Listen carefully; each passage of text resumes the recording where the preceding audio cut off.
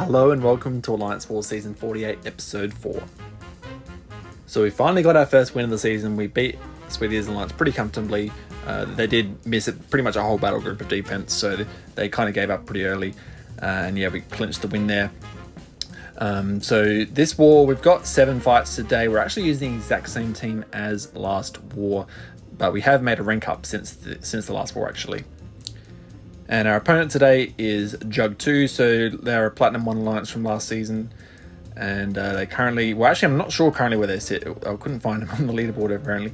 Our team today has a 7-star rank 2 Stryfe, our 6-star rank 5 Hood, who used to be rank 4, and our 6-star rank 4 Apocalypse.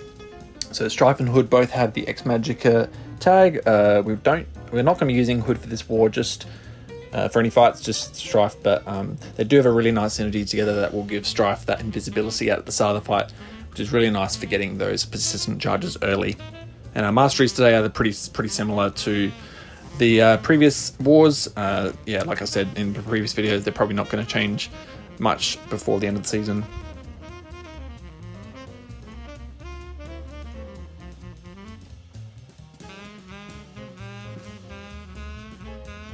The first fight here is this Mysterio on path 2. So this is not ideal for Stryfe. We obviously have class disadvantage. That's not really the main concern, but you know, Mysterio can be pretty dodgy. Can have pretty dodgy AI sometimes. The good thing is that he doesn't really benefit from any of the nodes here. Because he's not a mystic, we don't really have to worry about the placebo bust at all. But we do have to worry about getting hit like that. So we did lose a few persistent charges there, which is kind of unfortunate.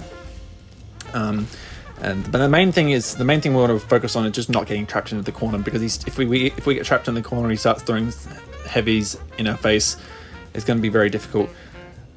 We don't want to push to a special 2 because we don't want to get power drained at all. We're trying to get to our special 3 to bank some persistent charges. So we just want to bait the special 1, which is obviously a bit tricky because one of the nodes here is roll with the punches, which is basically a limit node. We got very lucky here that he didn't hit us during our heavy attack there. Because we can't really stun him reliably any longer now. We've used all of our stuns up. And we're very close to special 3 now. He's also very close to special 2 though. We do bait out the special 1 there. Decks it nicely. The good thing is that he's not a tactic defender, so we don't have to worry about our prowess going away. We only have 4 telepathic charges now. We get a nice heavy in there for 5, and then we strike her into another heavy here, so that gives us 6. He is very close to 2 bars of power, so I was very cognizant of the fact that he would be pretty close to 3 bars of power after the special 3. So I knew that we had to bait the special 2 out pretty quickly and obviously not get clipped, because otherwise he'd just combo into a special 3 and that'd probably be lights out for us. Despite the fact that he only has 1 chemical gas here, it would hit pretty hard. So obviously we want to bait the special 2 out pretty quickly because we are getting pretty close to getting trapped in the corner. We go full combo into his block there. I didn't mean to parry there. We just want him to get the special 2 out. We do the extra last hit there. We just throw 1 hit just to generate a little bit of space and to get into a special 1 just so he couldn't dump that. He does dump that there, and we just get rid of those few heavies there, which is good. And I was actually surprised we were able to land a few more heavies, a few more parries here, given that the roll with the punches node was still active. But we combo into a special 2 here basically, and that finishes him off. So it was a bit sketchy. It was quite a long fight, to be honest, but we did get 11 persistent charges from it, which was better than nothing. Alright, so the next fight here we have is this Dani Moonstar. So similar to Mysterio, she doesn't not benefit from any of the nodes here really. It's just a really tanky opponent here because she actually has quite a lot of health. A lot of base health, and this is a rank 3 Dani Moonstar, so this is only a path fight, but she has almost 400,000 health in fact, so it would have been an alright fight to ramp Stryfe on, but we do want to get the Horseman ability on Stryfe eventually, so that's the reason why we're using Apocalypse here. So because we're running the same team as last war, we don't have Cable on our team. So we don't have that synergy with Apocalypse, but that doesn't matter because we're fighting a mutant here. So once we take Dani down, we will have all of the persistent charges we need to give Stryfe that Horseman ability. And we do have mutant power boosts up because all of our fights today will be using mutant champions. So I decided to start with a special 2 this time and use the power boosts to get to a special 1 again there, so we can basically throw a special 2 and special 1 back to back. So we've got all 4 of our debuffs on now. The special 1, the burst damage is really nice there. Yeah, but she is a really tanky opponent, so it's going to take a while to get her down. Given that Dani is the current Winter of Woe champion, I'm getting really good at dexing her special 2, so I have probably got it down 90-95% now.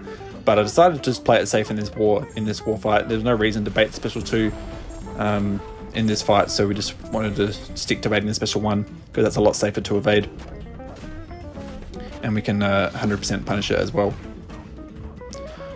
So we throw another heavy there just to refresh those debuffs. We knew that one more special 1 is going to finish her off here, so get another parry and then into a special 1, and that's lights out for Dani Moonstar, and we have everything we need to give Stryfe the Horseman.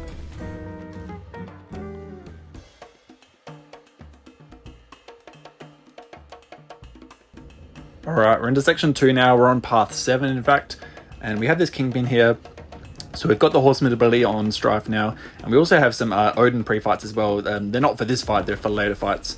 But we started this fight really well, and in fact this Kingpin actually had suicide, the recoil masteries on, so that was an extra bonus for us. It means it's just going to go down quicker. And it actually was almost a problem because we were kind of in a race between us getting to a special 3 first and him dying first. But unfortunately I really mistimed that heavy attack there, so we got hit, we got clipped there, we lost 5 of our persistent charges, our telepathic charges that weren't persistent yet.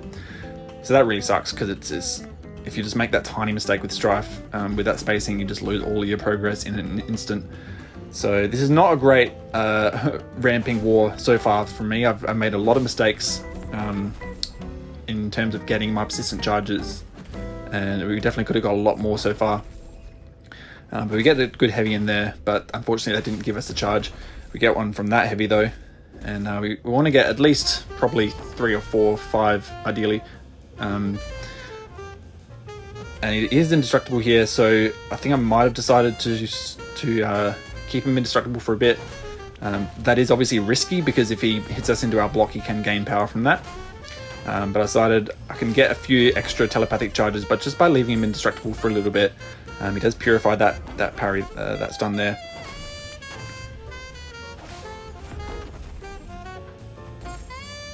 And then we chain into a striker here for another heavy. And I think I'm close to throwing a special 3 here. I made a mistake earlier. I said I was on path 7. I'm actually on path 2 still, just fighting this Kingpin, not path 7. If it was path 7, he'd be fully unblockable from purifying debuffs, I believe. But we do a chain combo into block into a special 3 just to get a few extra prowesses. That does give us 14 persistent charges, which is definitely pretty decent. Definitely could have been more as well, had we not got hit at the start, but yeah, it could have been worse. And we actually had almost a little sketchy finish there, because he was almost at 3 bars of power and we just clutched it up with a special 1 there. Alright, so the next fight I have here is this Baron Zemo. So we're still on path 2 here. This is an ascended Baron Zemo, so obviously another tactic defender. I'm getting better at fighting these tactic defenders with Stryfe. Got a really nice start there with 8 telepathic charges. Obviously we don't want to lose these. It's very easy to lose them should we get clipped even once.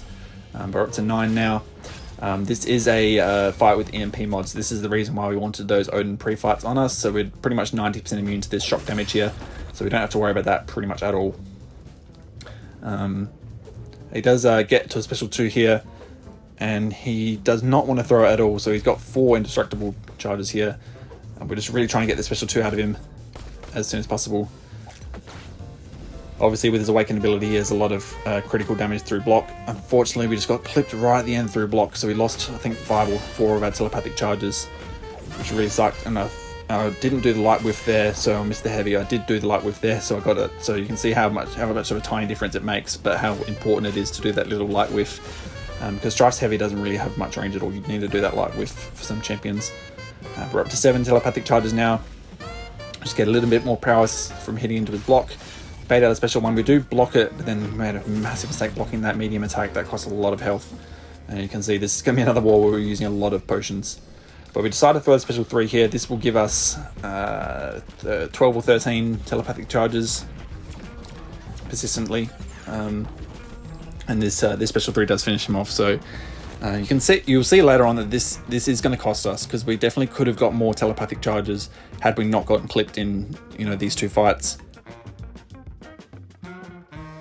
So the next fight here is this Bullseye. So this is on node 38, so ebb and flow knockdown, and right back at it. So this is definitely a fight that you want to nuke. So we do have 38 persistent charges, obviously, from before. We use our mediums to prevent him from evading. We get a nice parry of that special one here, so we only lose 5% health from that entire special one, which is pretty good. We throw a special 2 here. I probably could have thrown a heavy before to remove the protection first and get more power back, but that was definitely a mistake. And we do definitely want to keep hitting him frequently so he doesn't get build up too many paralysis, because otherwise that special one is going to be lethal into block. But he only has 2 paralysis there, so it really doesn't do too much damage there. But you can see how if we let him build up paralysis like this, he's up to 5 now and 4 here. It can be very lethal, so we want to keep hitting him frequently. And we do end up nuking him down with the special 2. Didn't get any persistent charges, but you know, the solo is more important.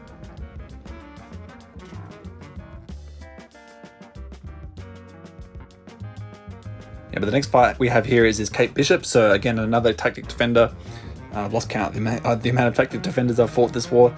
But this is on One Eye Open, the One Eye Open nodes. This is the same place we fought Gore. Really, I messed up again at the start because I got clipped by just 1 hit, and that lost all of our progress from our invisibility at the start. So we only have 1 telepathic charge now. We probably could have had 6 or 7 at this point. And you'll see later on that this will cost us, because we're just making these tiny little errors.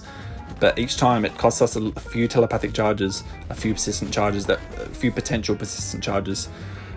We're just trying to bait the special one out. She's got a few indestructible charges here. But I thought at this point we can probably leave her indestructible for a little bit, and it would probably be alright. Obviously we've got to be careful that we don't let her hit into our block too much, because she will gain power from that. But we get a really nice heavy counter. Her heavy counter is very easy to counter with our heavy, so we get a nice charge there. And then we strike into a heavy as well. And then we bait out another special one. You can block the special one and then counter with a heavy, but I decided not to do that. I decided just to stick to baiting heavies if she would throw it. But obviously you don't want to block bait too much, because she can easily just throw a 4 or 5 hit combo into block like this and then getting tons of power from it. But we are up to 7 charges now. It is very slow going. She does throw a few more hits into our block there, and at this point I decided it's probably better to just leave the indestructible off. She does unfortunately get to special 2 here, because I didn't try to block that, and then she just does not want to throw the special 2. She does throw it eventually, and we actually got hit by the end of it. So we lost 5 telepathic charges there, which really sucked, because those 5 telepathic charges took a long time to get. So that was another mistake there. More telepathic charges lost. I've lost count of the amount of missed charges we've had this war. It's been very bad. Missed the heavy there because she got a very quick recovery time from her heavy. You got to be really quick on it. You basically got to charge your heavy as she's finishing her heavy. And she's still indestructible, of course. She's got 7 of those charges, so I really should be hitting into her block now just to remove them. But I haven't done that. I'm being too greedy here. I'm just trying to get as many charges as I can before special 3. But I think at this point I decided just to start removing those indestructibles, get those paralysis up, so we can actually finish this fight off, because obviously the solo is more important. And you can see the greediness has cost me, because the longer the fight goes, the more likely you are to make the mistake. So we've lost literally all of our progress now, as we've wasted 2.5 minutes and we've got nothing to show for it. So this is really embarrassing. And she's not throwing a special one here. Protection is up, which is a 90% protection. It's not a small one. You can see we blocked the special one there and counter with a heavy. But at this point I decided to just stop being an idiot and actually throw a special 3. Obviously this could have been a lot better charge wise, but yeah, it does do a little bit of damage. In fact, a lot, because we do have the 200% mutant boost up. And yeah, it was definitely possible to get to another special 3, because we can let that protection go up again, that 90% protection. We get a nice heavy in there after a special 1. But I decided to actually play it smart now and actually not let her go indestructible, because of that danger of her getting to the special 2, of course. Get a nice heavy counter there. She throws a special 1 and we heavy it there. So that was a pretty nice heavy, about 30-40k. we could have actually heavy counted that instead of using the striker, but we get a charge anyway from it, so we're only up to 3, but it's better than nothing. And we combo into special 3. She does have the protection up as well. Now I probably should have knocked her down first, just so the special 3 would have finished her off. But the protection will be down afterwards, and then we can finish her off. So we only got 14 charges from this fight. It probably could have easily been upwards of 25 had we actually played properly and not been an idiot. But no, we do get her down eventually. But yeah, only 52 charges heading into the boss fight.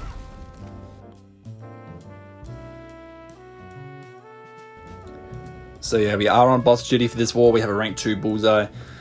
Luckily it's not a rank 3, but still 730,000 health. We've got our rank 2 Stryfe.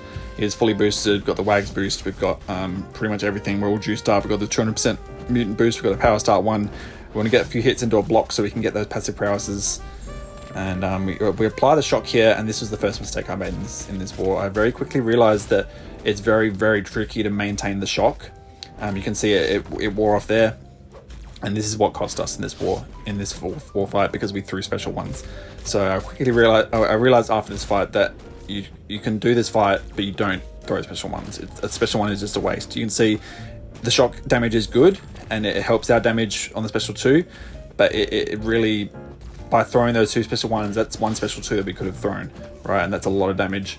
And you can see it's very hard to maintain that shock when he's throwing that special 1, because that special 1 not only is it very long time-wise, it also creates distance, and you can see that shock it so easily just wears off there.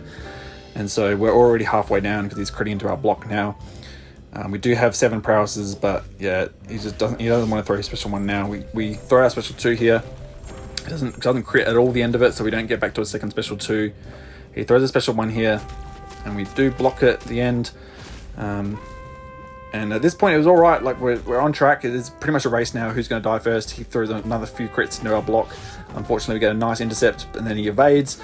Luckily, the horseman clutched us up there. We didn't parry the end of that, unfortunately. But we throw a special 2 here. If this had crit, 73k. If that other hit crit, he probably would have died maybe.